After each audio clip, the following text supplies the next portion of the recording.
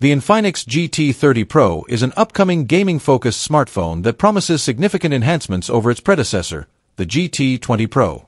It is expected to feature a 6.78-inch flat AMOLED display with a resolution of 1224 by 2720 pixels and a high refresh rate of 144 Hz, ensuring smooth visuals for gaming and multimedia.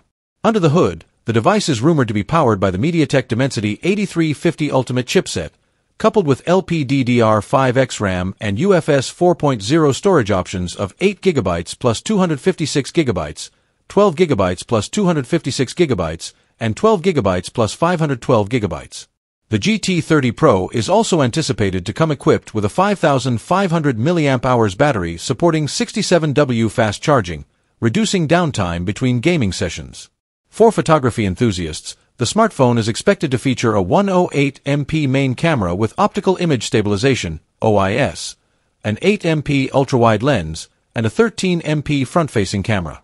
Additionally, the inclusion of L1 and R1 gaming trigger buttons is designed to enhance the gaming experience by providing tactile feedback and faster response times.